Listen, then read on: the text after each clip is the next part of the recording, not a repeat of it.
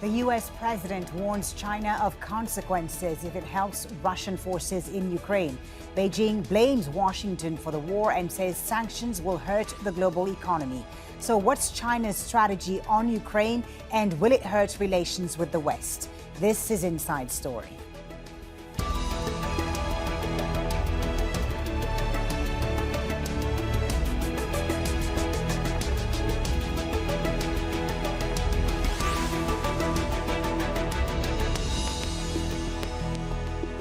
Hello and welcome to the program. I'm Folly Bah Thibault. It's been nearly a month since Russia invaded Ukraine, and there's been no sign of any de-escalation.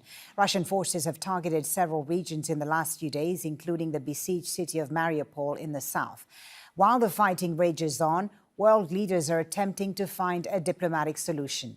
U.S. President Joe Biden and Chinese leader Xi Jinping spoke on the phone on Friday for the first time since the war began. Washington is concerned about Beijing's stance on the conflict. Chinese officials have refused to condemn the invasion. Biden has warned of consequences for China if it provides material support to Moscow. But the White House hasn't given details on what those consequences might include. We have a range of tools that could be considered, and sanctions are certainly one tool in the toolbox, as they are for other countries as well, even if we have not outlined specific consequences, and we'll communicate those directly to China and, of course, with our European partners and counterparts. Meanwhile, China's ambassador to Ukraine has praised the strength of the Ukrainian people in a message that was a slight departure from the official line in Beijing. Ukraine state media quoted Fan Xingrong saying, "China is a friendly country for the Ukrainian people. As an ambassador, I can responsibly say that our country will forever be a good force for Ukraine, both economically and politically." He says, "We'll always respect your state and develop relations on the basis of equality and mutual benefit." Here's Al Jazeera's Katrina Yu in Beijing now with more on the call between the U.S. and Chinese leaders. According to Chinese readouts, it says that President Xi Jinping told Joe Biden that both countries had the responsibility to de-escalate tensions, that fighting was in nobody's interest. And also, he repeated China's stance that sanctions would not be effective in ending the war and would only serve to damage the global economy that was already struggling to recover from the pandemic. Now, we know for the US part that Joe Biden emphasized that there would be material costs, or there would be consequences for materially supporting Russia in its efforts to invade Ukraine, although the US did not state what these consequences would be. US officials have asserted that Russian officials have asked China for military support or military aid in the form of equipment in terms of helping to engage in this war, something that both Moscow and Beijing have denied. President Biden also went on to share his own view of the war and put forward the US and its allies' efforts to stop Russia's invasion and presumably try to get China on board with that. However, we have seen no indication whatsoever that he was successful in this. And in fact, by the end of this call, as long as it did last, we've seen no sign whatsoever that China's position has changed.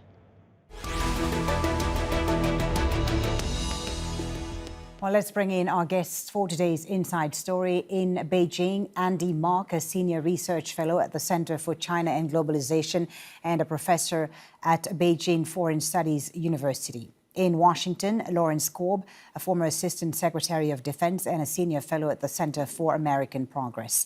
And in London, Zeno Leone, a lecturer in war studies at King's College London and an affiliate of the University Lao China Institute. A warm welcome to you all, gentlemen. Thank you for being on Inside Story. Andy Mark in Beijing, let me start with you, please.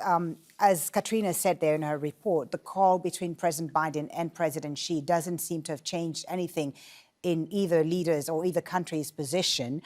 But you believe that this was a significant and an important call. Why is that? I do believe this was an important call. I think, first of all, the framing in the Western media really is misleading, and really there being nothing more than dutiful stenographers for the U.S. government. If you read the Xinhua readout of the call. It makes 3 points. The first, that both presidents thought the call was constructive. The second point, which is the most important one, is that both presidents will instruct their people to take concrete actions to ensure that the China-U.S. relationship is back on the right track. And finally, the issue that is urgent and consuming the attention of the world is that both sides also agree that proper measures need to be taken to resolve the Ukrainian crisis. And I think it's the second point that's really important. And the key here is, can the U.S. muster the political courage that is necessary to honor the decisions taken during this call? So this is why I think this was actually a very, very important call. Andy, you talk about the framing in Western media of this conflict. I wonder, how does Chinese public opinion view this conflict in Ukraine? Well, on social media in the past few days, there seems to have been a shift in Chinese social media. How are they seeing this conflict? Isn't it bad PR for China to be sustaining these ties with Russia right now when civilians are being bombed? Well, I think we have to separate public opinion in China from the official position. And public opinion, of course, matters. But what matters more, I think, is the government's position on this. And this has been consistent all along, that China has long said that it is on the side of peaceful development. And that I think a couple things I would maybe question here, that it's a month in and Russia still has not backed down. If we really understand the causes of this conflict, they're complex. Clearly, there are heated disagreements and, of course, violent disagreements on both sides of this question. But frankly, China has said that it is an impartial, neutral, and objective participant in this and not taking one side or the other, which I think is the only effective path to a peaceful solution. Lawrence Korb, I'll ask you about this in just a second, whether China is a neutral participant. But I want to get your thoughts first on this call between President Xi and President Biden, this long phone conversation they had. Is it a watershed moment? Do you think, as Andy does, that this was an important call? Oh, I think it was very important because really the ultimate future of what happens in Ukraine is dependent on both China and the United States. And so I think it was important for President Biden to connect with President Xi and explain to him what the United States would do if, in fact, China provides more aid to Russia. Because right now, at least according to U.S. reports, Russia is running out of even ammunition and even food for the troops. And so if China doesn't provide that, then maybe Russia will be willing to negotiate with the Ukrainians, who have already announced they might pull back from their desire to join NATO.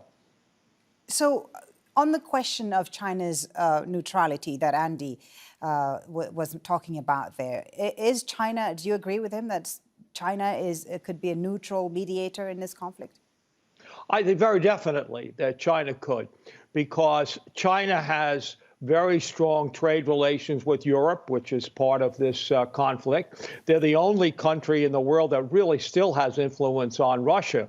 I think it was very interesting that before Putin invaded, he went to Beijing to talk to Xi and didn't do it till the Olympics were over, so it wouldn't distract from China's attention on the Olympics. Yes, they do have it. The United States, its European allies, and even some countries in Asia have all come out against Russia. But if China continues to try and help them, Russia will have less incentive to end this conflict on a negotiated solution. Okay, Zeno, let me bring you into the conversation. The slight and subtle change in rhetoric we've seen in Chinese media recently, in the last few days at least, when it comes to the war in Ukraine. They're focused on the humanitarian and the refugee crisis. The tweet also from the Chinese ambassador to Ukraine, quite significant. China providing humanitarian aid to Ukraine as well. How should we view this? Do you think China's position is evolving and has evolved since the conflict began? I think since the conflict began, China's position substantially hasn't really changed.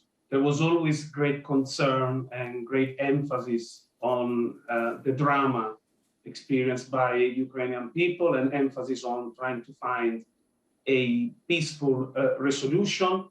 However, at least on a public level, China continues to be on the side of Russia. And of course, here, China is a dilemma, which is should it prioritize economic interest or political interest? Because if it was to prioritize economic interest, it would obviously try to make its conversation with the West, with Europe, more productive. But actually, China, we know that there's a pattern, right? We've seen this pattern during this crisis. China normally tends to prioritize long-term political interests. And China really needs, at this stage of its grand strategic trajectory, partners in plural, and certainly Russia is one of those. So I think China's position hasn't substantially changed. It's still on the fence, concerned for Ukraine, but not ready to let Russia go yet. Okay, let's take a closer look now at China's economic ties with some of the key players in this crisis and what's at stake. U.S. trade with China has grown enormously in recent decades and is crucial for both nations. The United States imports more from China than from any other nation. In 2021, nearly half of China's $3.3 trillion in exports went to the U.S. and its allies. That number is far higher than its trade with Moscow, which hit a record annual high of more than $146 billion last year. And trade between China and the EU was worth more than $800 billion for the same period. Andy Mark in Beijing. Zeno says a difficult balancing act for China. What are the options then for Chinese leaders if this conflict drags on?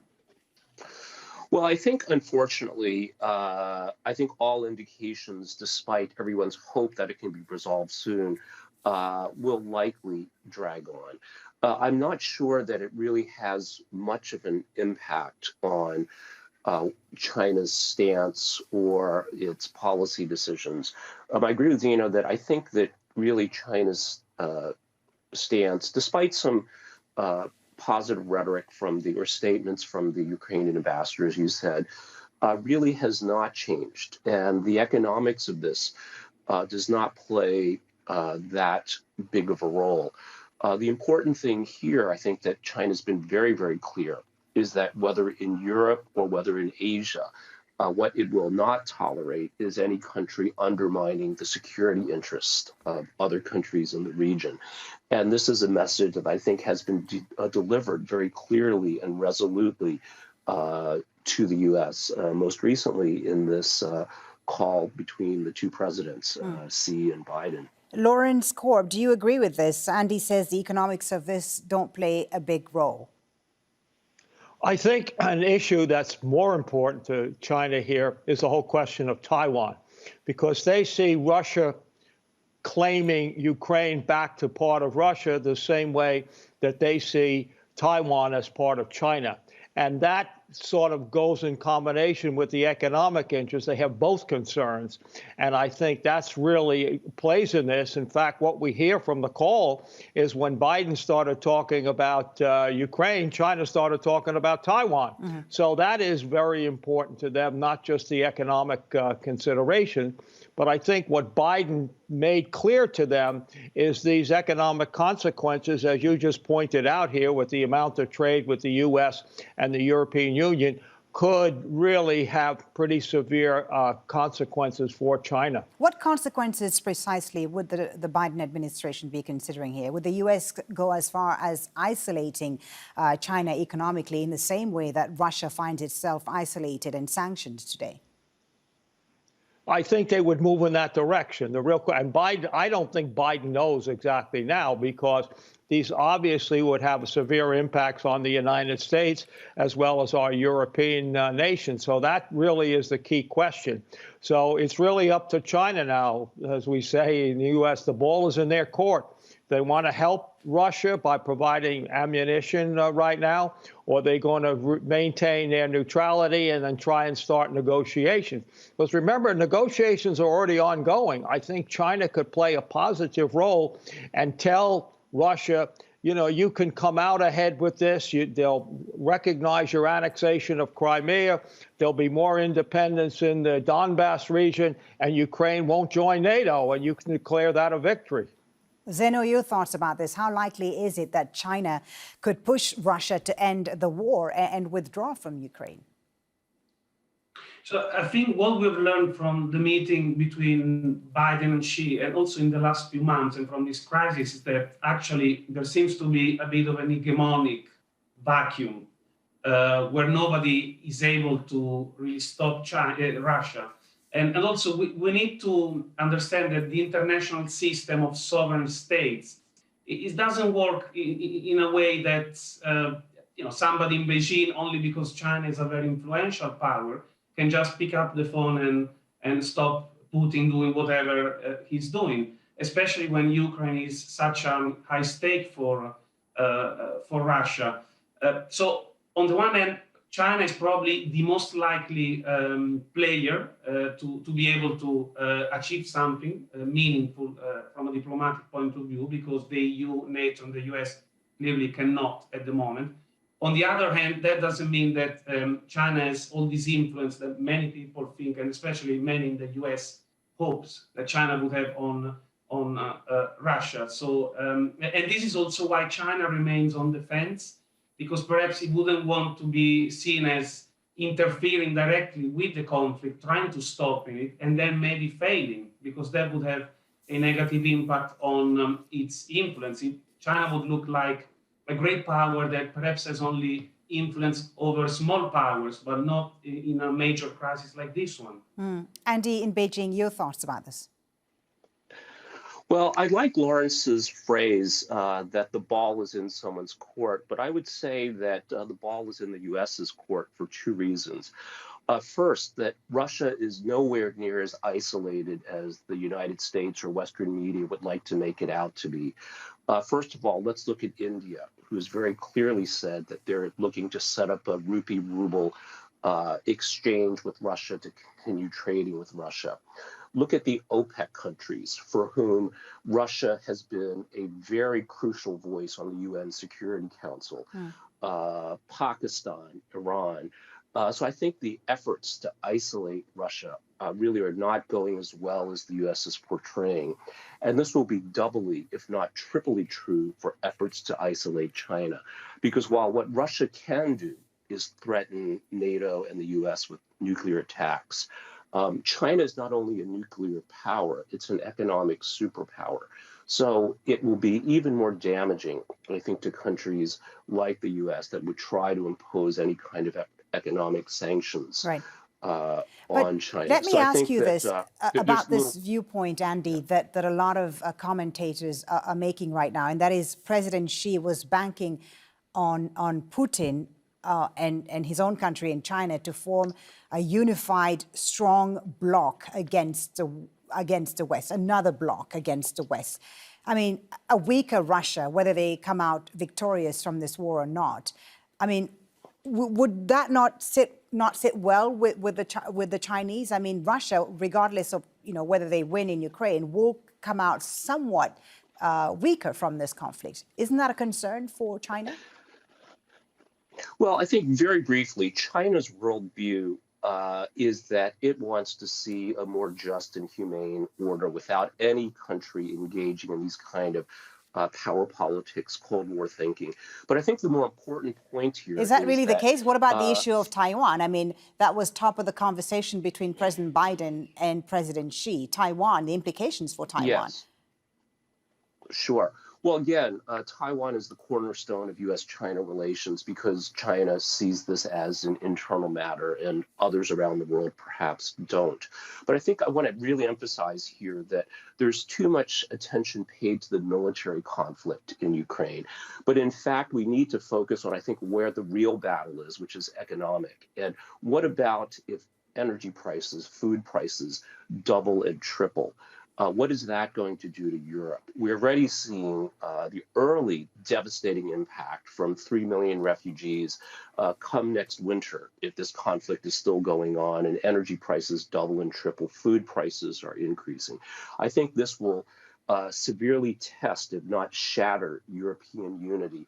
And in particular, Germany, I think many analysts in the financial world that focus on the energy sector say that Germany really should be much closer to Russia than the US, but it's taboo at this point to question Atlanticism. Let's bring in... So I think we have to see. Yeah, we have to see indeed. Let's bring in Larry in Washington, D.C. Larry, your thoughts about this. How will this war define, first of all, future relations between the U.S. and China, but also between China and Europe? Lawrence Cole. Well, I think it's going to have a great impact. I think our colleague from Beijing is right that there's going to be severe economic consequences for everybody involved. There are also going to be economic consequences for China, not just the United States. And it's very interesting that Andy mentioned Germany, because up till now, Germany had been leaning toward Russia. But after this started, Germany not only canceled the Nord Stream pipeline, but basically gave offensive equipment to Ukraine. In other words, Germany has ended its post-World War II policy of really remaining neutral and is becoming more aggressive. Nobody wins the longer this goes on. I agree. The real question is, can China and the U.S. come to an understanding that profits everybody? Because I think that China would like to see a new world order in which China and Russia sort of confront the United States and end the period of U.S. hegemony. And that's going to be the real question. How does this end? And he's right. The whole world doesn't support it. But I am really surprised that Asian countries, Singapore, Japan, they have also joined in putting these sanctions on. So it's really, I think it's a pivotal moment for the international community here, how this ends up, because the ramifications will go on for decades. Okay, Zeno Leone in London, your thoughts. Can China and the U.S. come to an understanding? And what will Russia's success or failure in Ukraine mean for, global security in the years to come and the global economy? So it's a very pivotal moment for the world order. And first of all, to answer your first question, the problems between the U.S. and China, they are structural and they go beyond this crisis. We have just forgotten about those problems because now Ukraine is on the front page of every newspapers. Why is a pivotal moment for the world order? The world order is already somehow experiencing a degree of decoupling. On the one hand, the US trying to move beyond the liberal order with the Build Back Better world of Joe Biden, decoupling in some areas from China. China is trying to do exactly the same with the Common Prosperity Campaign, the Westernization. So this crisis is pivotal because it might accelerate this trend, this partial decoupling. And so it's very critical for us to understand and to see where the partnership between China and Russia is going, because if it holds, there might be quite an important acceleration of this trend of decoupling, where we will see two partially detached spheres of influence. The Chinese one still very much in the making, looking at the developing world, and the US one, which will probably include those countries, those few countries that have joined in imposing sanctions against Russia, so Australia, Japan, Canada, and the EU. All right, gentlemen, thank you very much for a very interesting discussion. Andy Mock, great Lawrence conversation. Cole, and Zeno Leone. A great conversation indeed. Thank you very much. Thank you. And thank you for watching. You can always watch this program again anytime by visiting our website at aljazeera.com. For further discussion, go to our Facebook page. That's facebook.com/AJ Inside Story. And of course, you can join the conversation on Twitter. Our handle is at AJ Inside Story. From me, Folly Bah Thibault, and the whole team here in Doha, thanks for watching. Bye for now.